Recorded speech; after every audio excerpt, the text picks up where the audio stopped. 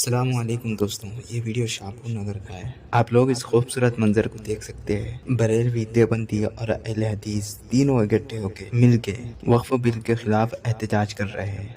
जिस तरह से वक्फ बिल के खिलाफ तमाम मुसलमान मिलके काम कर रहे हैं, इसी तरह हर मसले में तमाम मुसलमान एक हो जाए तो किसके बाप के अंदर इतनी हिम्मत नहीं है कि वो मुसलमानों को नीचा दिखा